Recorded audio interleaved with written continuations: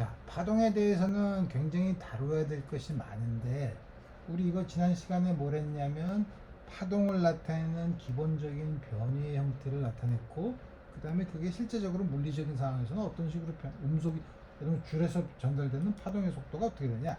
우리 이거를 보려고 했었죠. 그래서 우리 어떻게 했냐면, 줄에서 사인 파동을 보낸다고 해도 좋아. 펄스를 보낸다고 해도 좋아.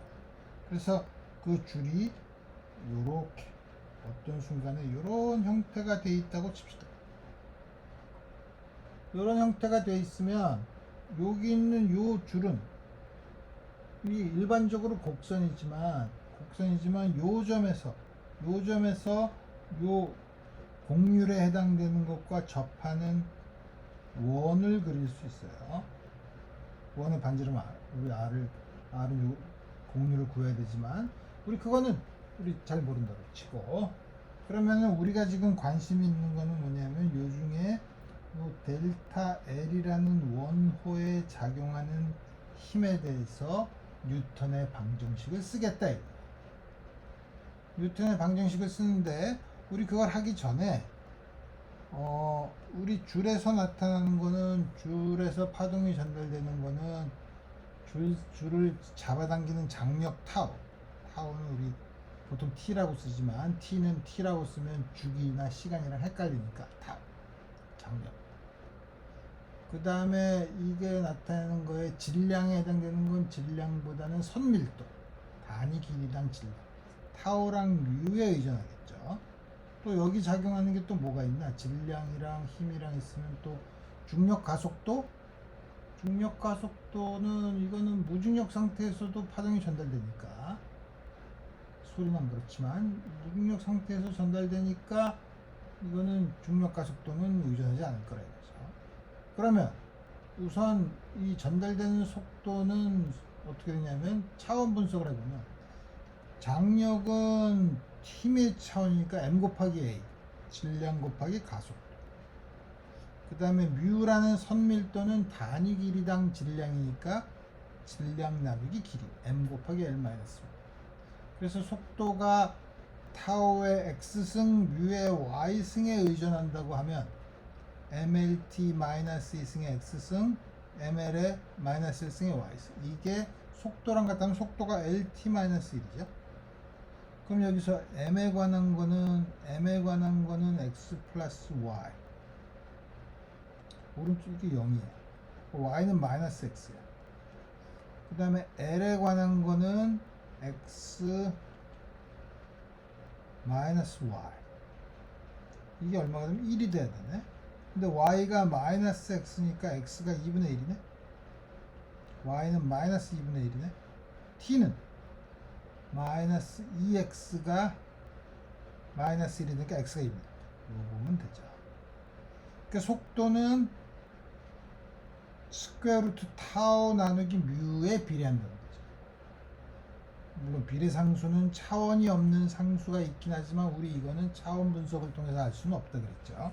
근데 이제 이거를 이제 뉴턴의 법칙을 통해서 구하면 그 상수가 1이라는 걸 볼 거예요. 자, 그럼 어떻게 그걸 보냐? 아까 본 델타 L에 이렇게 잡는 거예요.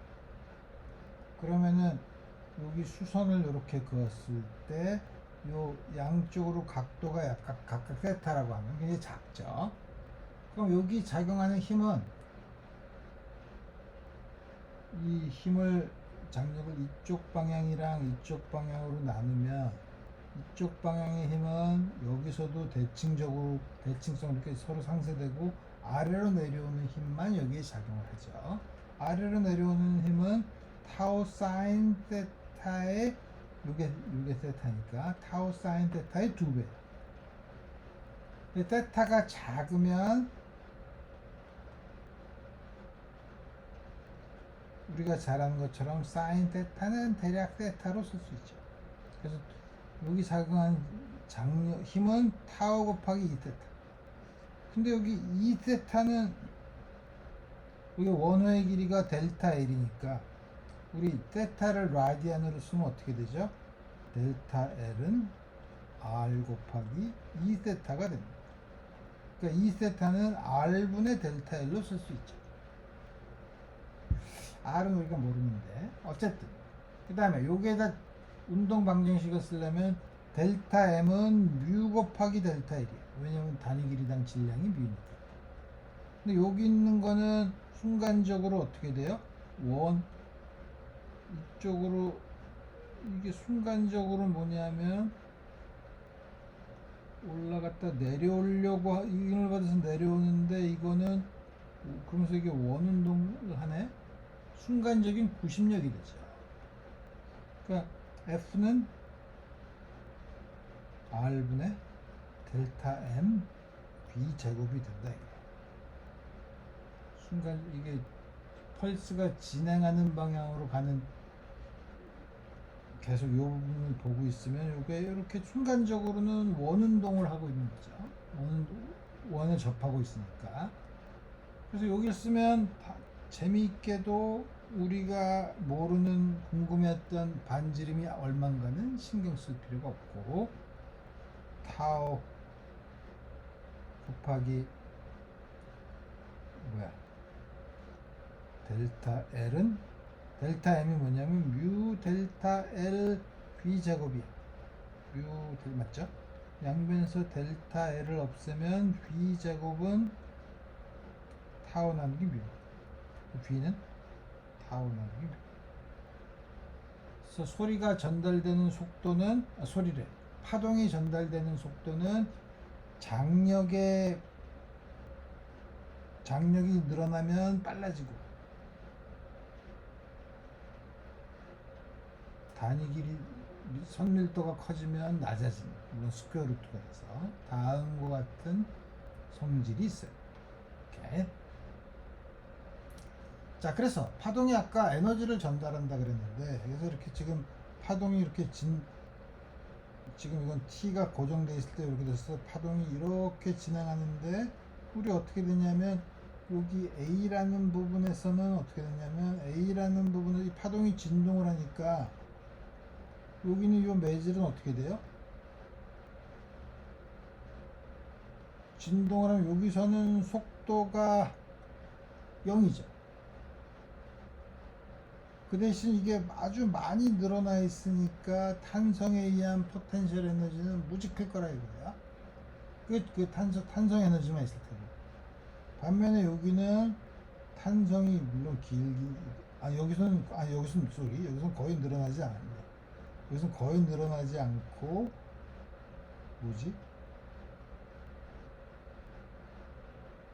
거의 늘어나지 않으니까 여기 탄성 에너지가 거의 없네. 그다음에 속도도 거의 없고. 여기는 에너지가 굉장히 작은 곳이죠. 반면에 여기는 많이 늘어났어. 그러니까 여기는 탄성 에너지가 많이 있고 여기서는 속도가 굉장히 크죠. 그러니까 이렇게 뭐냐면 에너지가 이렇게 파동이 진행하면서 에너지가 크고 에너지가 작아. 근데 이게 이쪽으로 이동을 해. 그럼 에너지가 큰 부분이 이렇게 이동을 하는 거죠. 그래서 에너지가 이동을 한다 이거. 그럼 임의의 위치에서 우리 어떻게 되냐면 지금 이쪽으로 파동의 위상 속도는 이쪽으로 B지만 실제로 위아래로 진동하는 거는 그게 바로 운동 에너지를 결정하죠. 운동 에너지는 Y를 T에 대해서 미분하는. 근데 앞에 이상하게 편미분을 썼죠. 왜 편미분을 썼냐 하면 Y는 YM sin KX-오메가 T니까 변수가 두 개야. X와 T. 그럼 Y를 T에 대해서 미분하고 싶은데 그럼 X는 그래서 어떻게 하냐면 X가 고정된 곳에서 T에 대해서만 미분을 하는 거니까 그걸 우리가 편미분이라고 불러요. 변수가 두 개 있을 때는 미분을 하는 게 좀 복잡한데 우리 간단하게 하기 위해서 편미분은 X는 고정시켜 놨다는 게 뭐냐면 X를 고정시켜 X는 상수처럼 생각하는 거예요. 여기 이렇게 이거를 이렇게 이상한 문자를 쓰는데 여러분들 선배나 뭐 선생님들이 이거를 뭐 라운드 뭐 이렇게 읽는 사람들이 있는데 그렇게 안 읽는 거야. 그렇게 읽으면 미국 사람들이 뭐 what? 이렇게 얘기하니까 그렇게 읽지 않고 그냥 dy dt라고 읽어요. dy dt야. 여러분들이 라운드 y 라운드 t라고 읽는 거는 틀린 표현. 이렇게. 그럼 dy dt랑 그냥 전체 미분인 dy dt랑 어떻게 구별하나요? 내용상 우리 구별하고, 굳이 구별을 하고 싶으면 dy dt는 t에 대해서 편미분을 한 거라고 얘기하면 돼요. 이렇게. 요걸 그럼 미분하면 x를 그냥 고정하고 t에 대해, 이거 상수라고 생각하고 t에 대해서 미분하면 마이너스 오메가 코사인. 그러면 여기 있는 이 작은 부분 dx라는 부분의 운동 에너지는 2분의 1 m 뮤 곱하기 dx b제곱, 요거의 제곱, 오메가 y제곱 코사인 제곱. 양변을 t로 미분해. t로 미분하는 게 아니라 dt로 나눠줘. dt로 나눠주면 여기다가 dt로 나눠주는 있는데 dx dt가 뭐예요? 위상 속도네. 그러니까 요거를 b로 바꿔. 그래서 뮤 b 오메가 제곱 ym 제곱 코사인 제곱.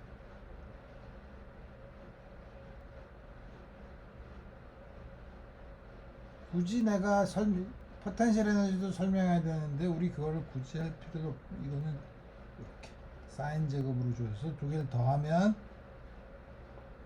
이 앞에 있는 요량 2분의 1 뮤 b w 제곱 ym 제곱이 된다. dt니까 뭐죠? 에너지가 전달된, 단위 시간당 에너지가 전달되는 비율이죠. 일률이죠. 그래서 우리 그거는 선밀도와 이 위상 속도에 비례하고 각진동수 제곱, 진폭의 제곱에 비례한다. 우리 이 사실만, 유도 과정은 복잡해도 그 결과만 우리가 여러분들이 이해하고 있으면, 결과만 알고 있으면 된다. 자, 그래서 여러분들이 파동을 배울 때 가장 중요한 게 뭐냐면, 파동의 가장 중요한 특성이 뭐냐? 파동은 뭐 매질은 진동하고 에너지가 전달된다고 하는데, 파동의 가장 중요한 특성은 여러분들이 주워들은 게 있으면 뭐 간섭도 하고 뭐 이런다고 들었지만, 그 모든 것들이 무엇에서 생기냐면 중첩 원리 때문에 생깁니다. 모든 파동은 중첩이 가능해요. 물론 중첩을 해서 너무 커져서 그 매질이 깨지거나 이러면 안 되지만, 소위 탄성 한계 내에서는 파동이 중첩이 된다. 파동이 중첩이 된다는 게 뭐냐? y1xt-라는 파동, 위에서 펄스가 지나간다고 합시다. y2xt-가 이거는 이쪽으로, 그럼 두 개의 펄스가 쑥 위의 그림처럼 이게 시간이 지나면 밑으로 내려오면서 시간이 지나면서 나오는 건데, 이 두 개의 파동이 동시에 있으면 그 생기는 그 결과의 파동은 뭐냐? 더하면 된다. 파동은, 합해서 생긴 파동은 각각의 파동을 더하면 된다. 그게 중첩이 된다는 거죠. 중첩의 원리. 그래서 항상 두 개를 더하면 돼. 파동의 가장 큰 특성이에요. 여러분들이 파동에 대해서 뭐 여러 가지 복잡한 걸 안다고 해도 파동의 가장 큰 특성이 뭐냐? 파동의 가장 큰 특성은 중첩의 원리가 좋은 겁니다. 중첩의 원리라는 건 복잡한 게 아니라 두 개의 파동이 겹치면 생기는 파동은 두 개를 더하면 된다. 3개, 4개, 100개가 있어도 다 더하면 된다는 거죠. 오케이. 여기서부터 인생이 파란만장하게 되는 거죠.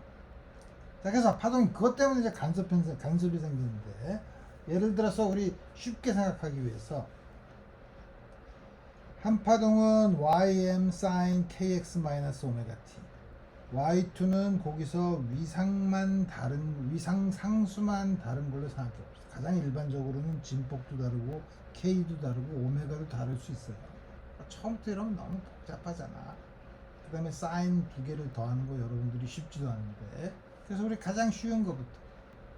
그래서 y 그 두 개 더 합해진 건 어떻게 되냐? 두 개를 더하면 된다는 거죠. 하나는 y sin kx 마이너스 t, 어라 사인 두 개 더하는 거 여러분들이 안 했나? 사인 두 개 더하는 거. 그래서 내가 위에다 썼는데 사인 알파 더하기 사인 베타는 2배의 사인 알파 플러스 베타 나누기 2 코사인 알파 마이너스 베타 나누기 2. 이 사인 합공식 이런 거 안 배우나? 안 배우면 여러분들이 독학해야 될걸. 그래서 이렇게 2배의 사인 알파 더하기 베타의 반, 그러면 kx 2kx 마이너스 2오메가 t의 반, kx 마이너스 파이의 반. 그 다음에 코사인 두 개의 차이, 코사인 마이너스 파이의 마이너스, 코사인 우리 2분의 파이가 빠졌네. 코사인 2배 ym 코사인 두 개의 차 마이너스 파이지만 코사인은 마이너스가 없는 거랑 똑같으니까 다음과 같이 주어진다. 그래서 그럼 이게 뭐냐면 나온 것도 결국 파동이죠. 위상만 바뀌고 진폭이 바뀌었네.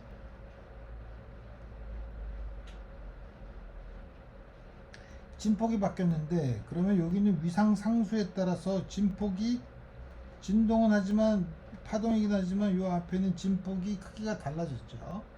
그래서 특별한 경우를 생각해 봅시다. 특별한 경우는 파이가 0인 경우. 파이가 0은 뭐야? 두 개 똑같은 거죠. 두 개가 똑같은 거야. 똑같은 걸 더하면 2배가 되죠. 제일 커지죠. 이게 가장 클 수 있는 방법은 요게 1이면 되죠. 코사인 2분의 파이가 1인 경우는 쉽게 말하면 파이가 0이면 되죠. 근데 파이가 파이면 코사인 2분의 파이는 0이네. 파이가 2분의 파이면은 2분의 파이만큼 이동한 거, 마이너스 2분의 파이만큼 이동한 거니까 원래 거랑 두 개가 완전히 서로가 부호가 반대인 경우라서 다 합하면 더하면 0이 되죠. 그 사이에 있으면 적당히 지금 위상도 위상상수만큼 약간 변하고 그 사이는 EYM과 0 사이에 있는 어떤 파동이 되겠죠. 그래서 다음과 같이 두 개의 파동을 더해서 진폭이 커지거나 작아지거나 아예 없어지는 경우 이렇게 생기는 것을 우리가 간섭 현상이라고 불러요. 그래서 가장 커지는 경우 위상이 차이가 없어서 파이가 0이어서 두 개가 완전히 겹쳐서 2배가 되는 경우를 완전 보강 간섭, 보강이 세진다는 거죠. 완전히 세지는 완전 보강 간섭. 이 경우는 서로가 상쇄되죠. 상쇄돼서 완전 상쇄돼서 0이 됩니다. 그 사이의 중간, 이런 걸 그냥 우리 보통 중간 간섭 혹은 상쇄 간섭이라고 하죠. 완전히는 아니지만 상쇄 간섭을 이렇게 딱. 그래서 파동의 간섭은 왜 생긴다고? 파동은 중처 원리를 만족하기 때문에. 오케이. 자, 이 두 개를 더하는 거를 우리가 지금은 진폭이 똑같은 걸 더했는데 진폭이 다르고 위상, 물론 K랑 오메가는 지금 같은 경우예요. 이런 경우에는 지금 앞에 있는 경우에는 삼각함수의 덧셈 공식 같은 걸 썼지만 우리가 일반적으로 쓰는 나중에 전기 회로 같은 거 볼 때 아주 유명하게 쓰는데 위상자 방법이라는 걸 써요. 위상자라는 게 영어로 위상이 영어로 페이스인데 페이스 속 위상자 페이서라고. 이건 어떻게 하냐면 kx x가 고정돼 있다고 치고 사인 마이너스 오메가 t 플러스 오메가면은 반식의 방으로는 마이너스 오메가 t니까 요거에 해당되는 거는 ym1의 크기를 가지고 어떻게 되는 거야?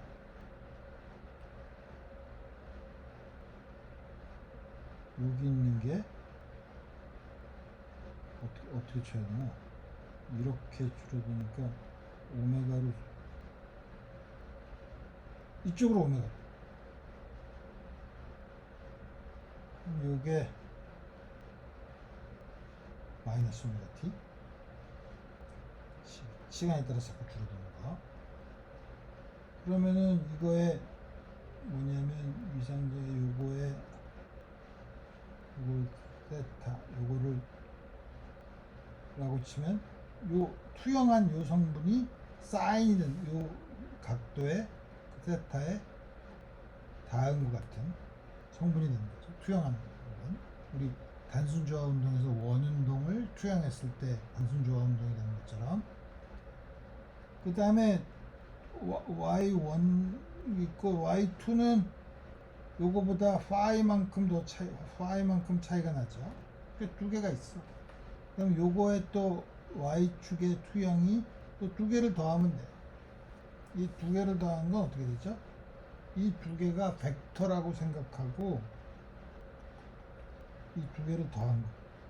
두 개를 더한 거가 오메가로 회전하는 경우에 이거의 투영을 우리가 생각하면 Y''은 다음과 같이 쓸 수 있죠.